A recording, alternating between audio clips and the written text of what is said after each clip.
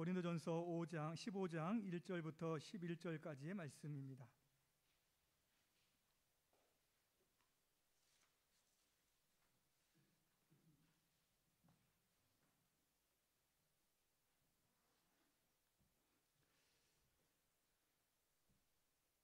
고린도전서 15장 1절에서 11절까지의 말씀, 제가 하나님의 말씀을 봉독하도록 하겠습니다. 형제들아, 내가 너희에게 전한 복음을 너희에게 알게 하노니 이는 너희가 받은 것이요 또 그 가운데 선 것이라. 너희가 만일 내가 전한 그 말을 굳게 지키고 헛되이 믿지 아니하였으면 그로 말미암아 구원을 받으리라. 내가 받은 것을 먼저 너희에게 전하였노니 이는 성경대로 그리스도께서 우리 죄를 위하여 죽으시고 장사 지낸 바 되셨다가 성경대로 사흘 만에 다시 살아나사 게바에게 보이시고 후에 12 제자에게와 그 후에 500여 형제에게 일시에 보이셨나니 그 중에 지금까지 대다수는 살아있고 어떤 사람은 잠들었으며 그 후에 야고보에게 보이셨으며 그 후에 모든 사도에게와 맨 마중에 만삭되지 못하여 난 자 같은 내게도 보이셨느니라.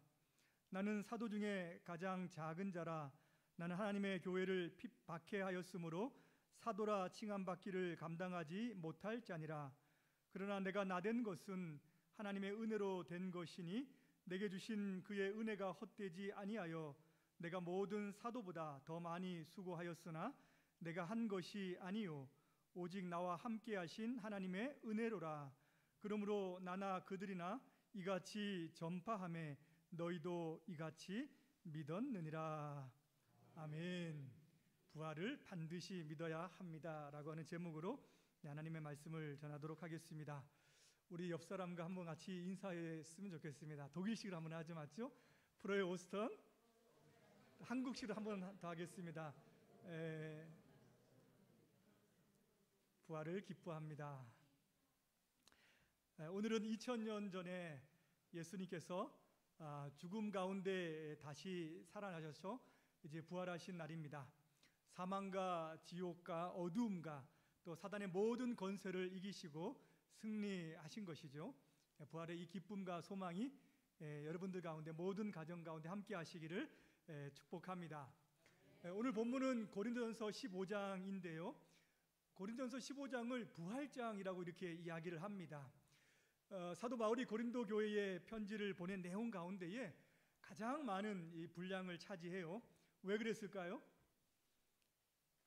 왜 가장 많은 분량을 차지할까요? 고린도 교회 안에 이 죽은 자의 부활을 믿지 못하는 그런 사람들이 있었기 때문입니다. 사도 바울이 아덴이라고 하는 곳, 지금 이제 아테네인데 그곳에 가서 이제 복음을 전할 때에 이 부활에 대해서 이야기를 했습니다. 사람들이 이것을 믿지 못하는 거죠. 헬라 철학, 그 당시에 모든 사람들이 사상 가운데는 죽은 자가 다시 부활한다라고 하는 것은 사실 없는 이야기고 듣지도 보지도 못한 그런 이야기입니다. 이런 영향 때문인지 고린도 교회 안에서도 일부 사람들 가운데에 죽은 자가 어떻게 다시 살아나느냐, 죽은 자의 다시 부활은 없다라고 이렇게 강력하게 이야기하는 사람들이 있었다는 거예요. 그래서 사도 바울이 고린도 교회에 편지 보내면서 많은 그런 양을 할애해서 이 부활에 대해서 이야기하고 전하고 있습니다. 사실 그때도 그랬지만은 지금도, 현재도 마찬가지로 이 부활에 대해서 믿지 못하는 사람들이 많이 있습니다. 역사적으로 이 부활에 대해서 믿지 못하기 때문에 부활에 대한 여러 가지 많은 다른 이론들과 다른 가설들을 그렇게 만들어 가지고 설명을 해 오기도 했어요. 성경의 내용을 믿지 못하기 때문에, 예수님의 부활을 믿지 못하기 때문에 무엇인가 이것은 다른 것을 가지고 이렇게 이야기했을 것이다 라고 하는 그런 가설들이 많이 있었다는 거예요. 어떤 가설들이 있었냐면은, 먼저는 이제 기절설이라고 얘기합니다. 예수님께서 죽으신 것이 아니라 기절했다는 거예요. 그래가지고 이제 무덤에 넣었는데 예수님이 이제 다시 깨어나서 다시 살아서 이렇게 나왔는데 그걸 보고 부활했다라고 이렇게 얘기했다는 거예요. 이것이 이제 기절설입니다. 다음은 어떤 얘기가 있냐면 환상설입니다. 환상설. 제자들이 예수님을 너무나도 그리워한 나머지 환상을 보는 거예요. 그리고 그것을 보고 예수님이 부활했다라고 이렇게 이제 믿었다는 겁니다. 그래서 그것을 이야기해가지고 환상설이라고 이야기해요. 또 어떤 게 있냐면 도적가설이라고 하는 것이 있습니다. 예수님의 시신을 누가 훔쳐갔다는 거예요. 훔쳐갔는데 그 빈 무덤을 가지고 부활했다, 이렇게 이제 사람들이 얘기했다는 겁니다. 재밌죠? 또 한 가지는 어떤 것이 있냐면은 음모설이라고 하는 게 있습니다. 음모설. 이것은 예수님의 제자들이 이것을 꾸민 거예요. 이것을 꾸며 가지고 거짓말을 해서 맞추어서 그래서 부활을 이야기했다라고 이야기합니다. 마지막은 신화 가설이라고 이야기합니다. 너무 많지요. 다 외울 필요는 없지만은 이런 이야기들이 있다라고 하는 거예요. 부활에 대한 신화를 만들어서 기독교를 세웠다라고 이렇게 주장을 하기도 합니다. 이렇게 해서 많은 사람들이 부활을 믿지 못하고 대신 다른 이론을 가지고 부활에 대한 이야기를 해오는 그런 역사적인 이야기들이 있습니다. 근데 여러분, 부활을 믿는 것은 굉장히 중요합니다. 부활을 믿는 것은 굉장히 중요해요. 왜 그렇습니까? 부활이 바로 복음이기 때문입니다. 여러분, 오늘 1절과 2절 말씀을 보면은 내가 너희에게 전한 복음이라고 이렇게 얘기하죠. 너희가 그것을 받았는데 그 가운데 너희들이 단단하게 섰다라고 이야기합니다. 그 말을 굳게 지키면 헛되이 믿지 않으면 이로 말미암아 구원을 얻으리라, 이렇게 얘기하는 겁니다. 이제 이 복음을 잘 받아들여 가지고 잘 믿고 헛되이 믿지 않으면 거기에 구원이 있다라고 이렇게 얘기해요. 사도 바울이 복음을 전했는데 이들이 그것을 잘 믿고 구원을 받는 그 복음인데, 이 복음의 핵심이 무엇입니까? 복음의 핵심은 바로 십자가와 부활입니다. 이 두 가지가 다 같이 있어야 돼요.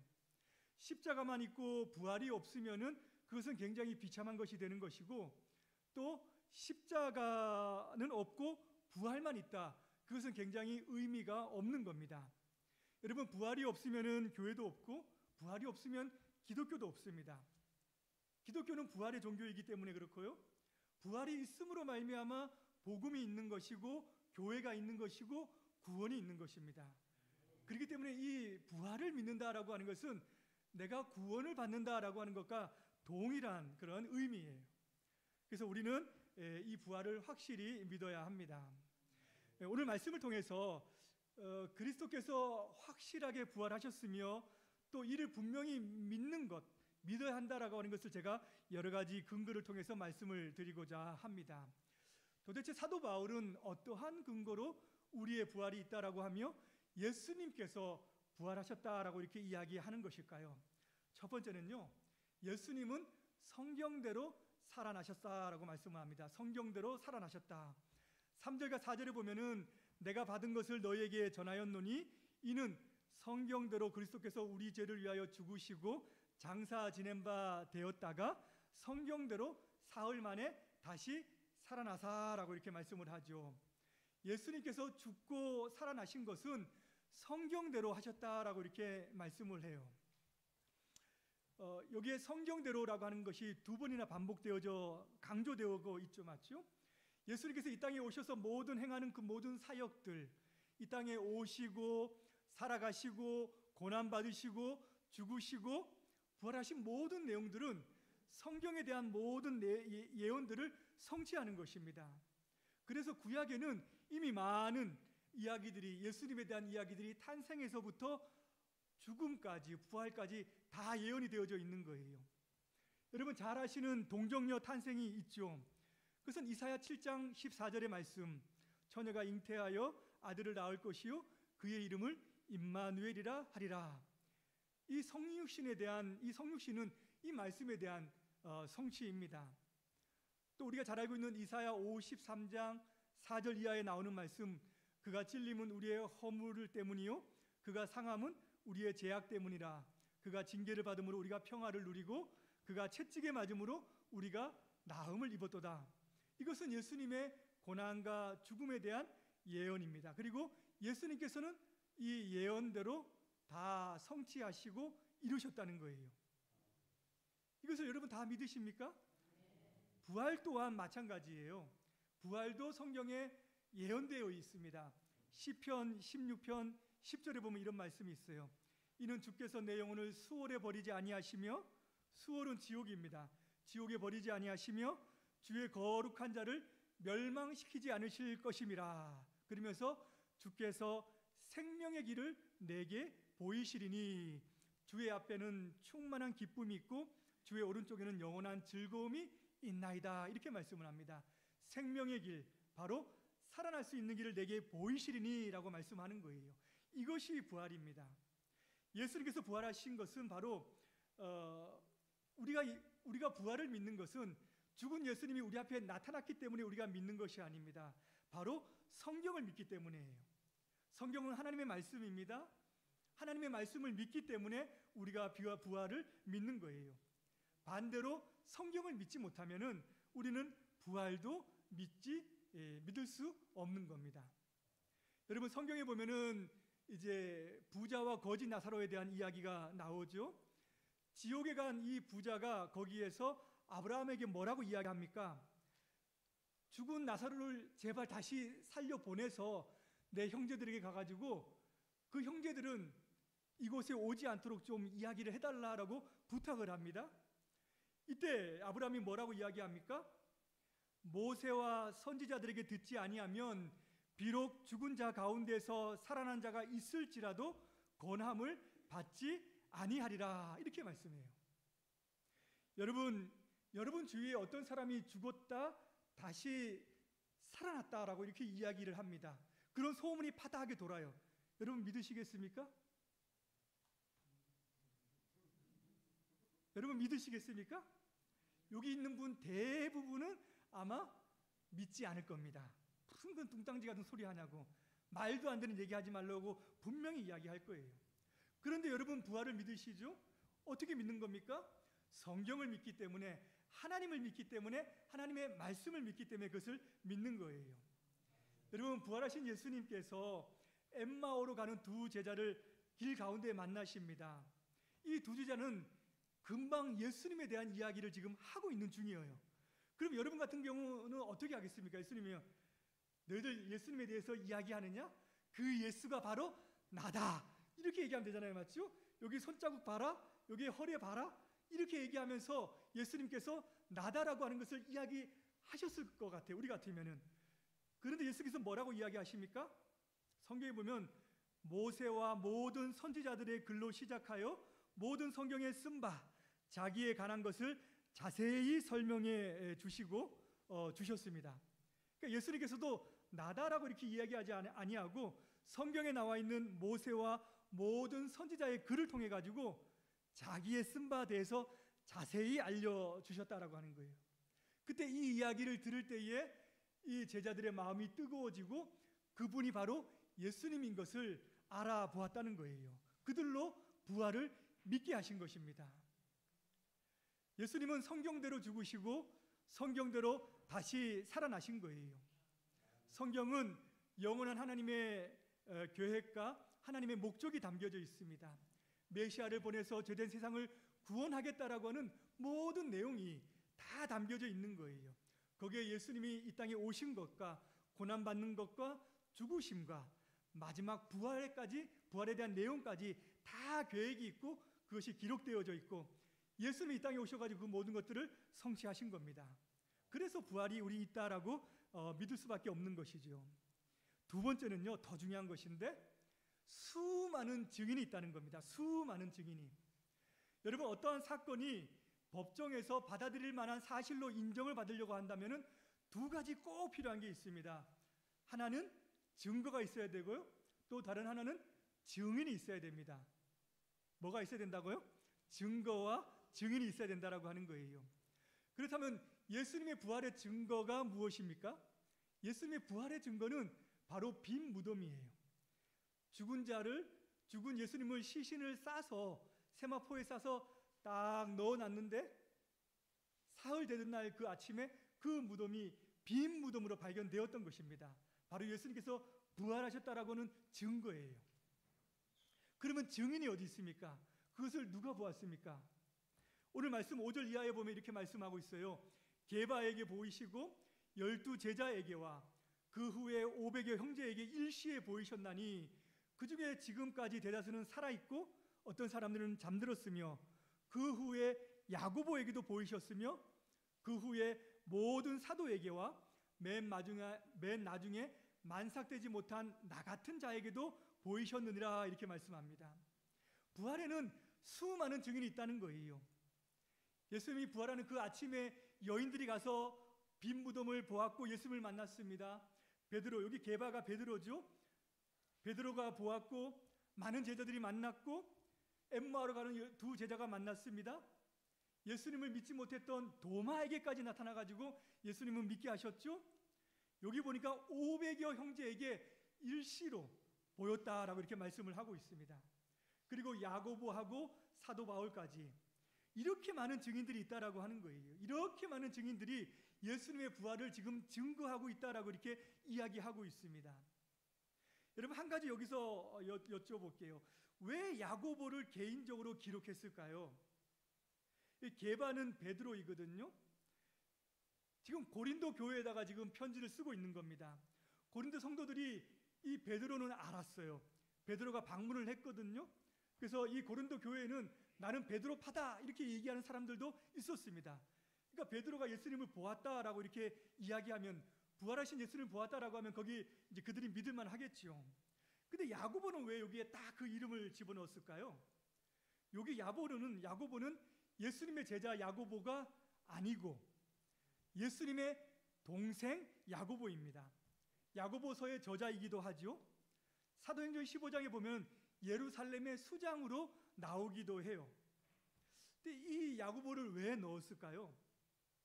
여러분, 예수님의 육신의 형제들은 예수님을 하나님의 아들로 살아있는 동안에는 믿지 않았습니다. 요한복음 7장 5절에 보면은 그 형제들이라도, 여기는 자기 혈육의 형제들을 이야기하는 겁니다. 예수를 믿지 아니함이러라. 30년 동안 같이 살았어요. 한솥밥을 먹고 같이 지냈습니다.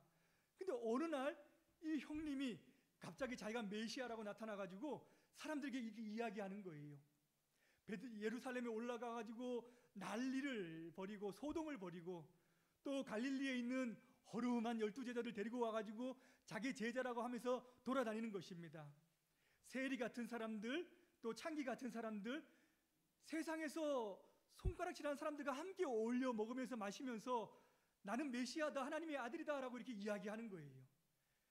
30년 동안 같이 살았는데 믿을만 하겠습니까? 우리 형님이 하나님을 너무 사랑하더니 늘 이렇게 기도하고 성경을 보고 하더니 이상하게 되었다, 이렇게 생각하지 않겠습니까? 그런데 여기 이 야고보, 형제 야고보를 이야기한 것은 바로 예수님께서 부활하셔서 야고보를 만나 주었기 때문에, 분명하게 야고보는 부활하신 자기 형님이었던 그 예수님을 만났기 때문에 이제는 더 그것을 부인할 수가 없는 거예요. 그래서 여기에 야고보를 이렇게 이야기하고 있는 겁니다. 부활한 예수를 만난 이후에 이 야고보는 정말 자기 형님이 아니라 하나님의 아들 예수님으로 믿었던 것이고, 또 자기 자신을 야고보서에서 보면은 예수님의 종이라고 이렇게 표현하고 있어요. 이 야고보는 전승에 오면 얼마나 많이 기도를 했는지 낙타 무릎과 같이 되었다라고 이렇게 이야기합니다. 저는 이 말씀을 생각하면서 야고보는 어떻게 주님께 기도를 했을까 하면서 형님이라고도 얘기했을까, 오직 주님이라고만 얘기했을까, 그런 상상도 한번 해보았습니다. 여러분, 본 거는 본 거 아닙니까? 본 것을 아니라라고 이렇게 이야기할 수는 없는 거예요. 그리고 나 혼자만 보았다라고 하면 사람들이 안 믿을 수도 있지만 계속 다른 시간대에 많은 사람들이 예수님의 부활을 믿었다, 예수님의 부활하신 예수님을 만났다라고 이렇게 이야기하는 거예요. 그러면 이것은 사실인 거죠, 맞죠? 분명한 증거가 있고 많은 사람들이 부활의 증인으로서 함께 예수님을 보았다, 만났다라고 이렇게 이야기를 한다면은 그것은 사실인 것입니다. 그것은 인정해야 한다는 거예요. 그것은 확실하다라고 이렇게 말씀하고 있는 겁니다. 마지막 세 번째는요, 지금도 많은 사람들의 인생이 지금도 변화되고 있다는 거예요. 예수님은 지금도 살아계시고 부활하신 주님은 지금도 많은 사람들을 만나셔서 그들의 인생을 지금도 변화시키고 있다는 사실입니다. 여러분 9절 이하에 지금 사도 바울이 자기 얘기를 하죠. 나는 사도 중에 가장 작은 자라. 나는 하나님의 교회를 박해하였으므로 사도라 칭함 받기를 감당하지 못할 자니라. 그러나 나의 나된 것은 하나님의 은혜로 된 것이니 내게 주신 그의 은혜가 헛되지 아니하며 내가 모든 사도보다 더 많이 수고하였으나 내가 한 것이 아니요 오직 나와 함께 하신 하나님의 은혜도다. 이렇게 말씀해요. 여러분 예수님이 살아계실 때에 많은 사람들이 예수님을 만나고 은혜를 누리고 그의 인생들이 변화되었습니다. 삭개오 같은 사람, 늘 돈만 추구하고 세리장으로서 자신의 동족들의 피를 뽑아 먹었던 사람인데 그 사람이 예수님을 만나가지고 그의 인생이 바뀌었죠. 마태도 마찬가지입니다. 마태도 세리였지만은 예수님을 만나고 난 다음에는 예수님의 제자가 되어서 그의 인생을 따르는 그런 사람이 되었습니다. 많은 사람들이 예수님을 만나고 나서 자기 인생을 회개하고 새로운 삶을 얻고 새 소망 가운데 살아갔다라고 하는 거예요. 그런데 예수님께서 죽은 이후에도 이와 동일한 일이 벌어지고 있다면 이것을 어떻게 설명하시겠냐라고 하는 거예요. 도대체 누가 이런 일을 계속하고 있는 것입니까? 누가 예수님을 믿음의 주로 고백하고 자신의 인생관을 바꾸고 삶의 방향을 바꾸어서 그 인생을 살아가고 있냐라고 하는 거예요. 지금도 수많은 사람들이 그런 인생들을 살아가고 있습니다. 9절 이하에는 사도 바울이 자기 인생을 이야기하는 거예요. 자기 인생 가운데 가장 큰 변화를 이야기하는 것입니다. 예수 믿는 사람들을 죽이기 위해서 다메섹으로 가다가 그가 예수님을 만나고서는 말 위에서 떨어져 가지고 길바닥에 자빠졌다는 거예요. 누가 사도 바울을 그렇게 했습니까? 죽은 사람이 능력이 있어 가지고 사도 바울을 길바닥에 그렇게 엎드리게 할 수 있겠습니까?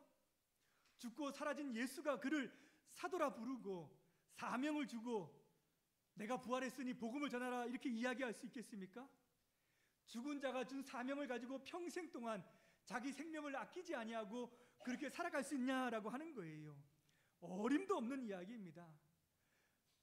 바로 부활하신 예수님께서 사도 바울을 만나 주었기 때문에 사도 바울의 인생이 그렇게 변화되었다는 거예요. 지금도 예수님께서는 많은 사람들에게 찾아가셔서 그들을 만나 주시고 그들의 인생을 바꿔 주시고 새로운 생명을 주시고 소망을 주시고 있습니다. 여러분 한 가지 이야기를 제가 소개해 드릴게요. 전능자의 그늘이라고 하는 그런 책이 있습니다. 엘리자베스 엘리엇이라고 하는 그런 여자 선교사님이 자신의 남편 짐 엘리엇이라고 하는 사람의 이야기를 쓴 책이에요. 이 짐 엘리엇은 미국의 휘튼 대학의 아주 수재였습니다. 굉장히 뛰어난 사람이었어요. 대학을 졸업하게만 해라. 그리하면 데려가겠다라고 하는 사람이 굉장히 많았습니다. 많은 사람들이 그의 장밋빛 인생을 기대했다는 거예요. 그런데 그는 대학을 졸업하고 나서 선교사로 지망을 했습니다. 그리고 한 번도 복음을 받아들여지지 않고 복음이 전해지지 않은 에콰도르라고 하는 곳의 이유카 부족에게 복음을 전하기 위해서 들어갑니다. 5명의 선교사하고 첫 번째 그 부족의 사람들을 만나는 그 순간 처음 접촉했었을 때에 5명의 선교사들이 다 죽어버려요. 다 죽임을 당합니다. 이 뉴스가 미국에 이제 보도가 되었죠, 맞죠? 보도가 되면서 뉴스는 이 젊은이들의 죽음이 허망하다라고 이야기했습니다. 아주 아깝다라고 이야기해요. 미래가 창창한 그 젊은이들이 야만족에게 들어가지고 한순간에 다 죽었다. 부질없는 짓을 했다라고 이렇게 뉴스를 전했습니다. 사람도 죽고 선교도 실패했다라고 하는 거예요. 여러분 어떤 일이 벌어진지 압니까? 그 이후에 이 5명의 선교사의 부인들이 다시 그 지역에 들어가서 복음을 전하고 교회가 세워지고 성경이 번역되는 그런 역사가 있게 되었습니다. 나중에 알고 보니까는 이 부족은 여자는 죽이지 않는다라고 해요.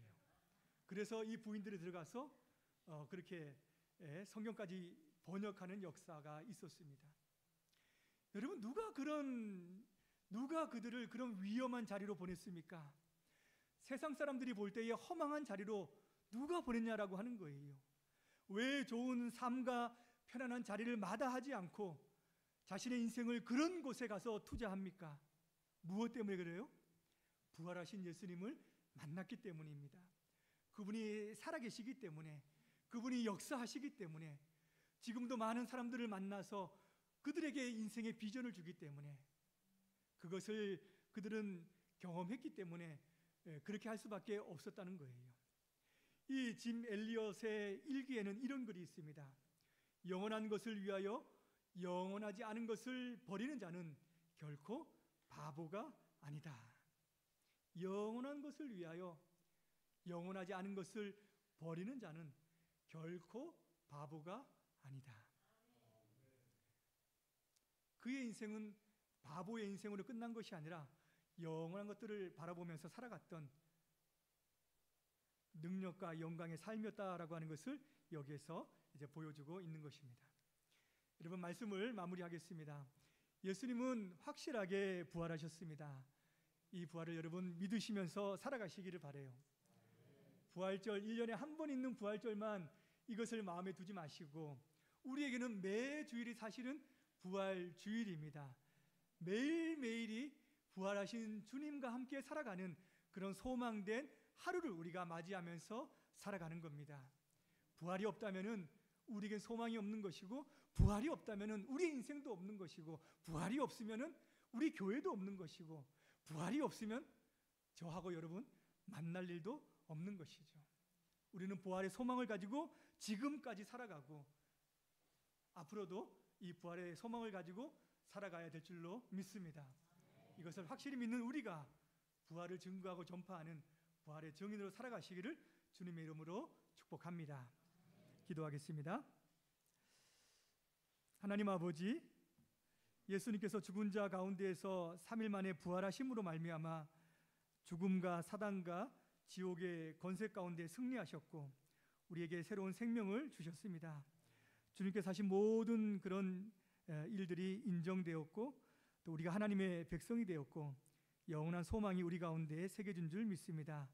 이 부활을 확실하게 믿어 복음 안에서 살아가며 영원한 나라를 바라보면서 살아갈 수 있도록 하나님 은혜를 베풀어 주시옵소서. 감사를 드리며 예수님의 이름으로 기도드리옵나이다.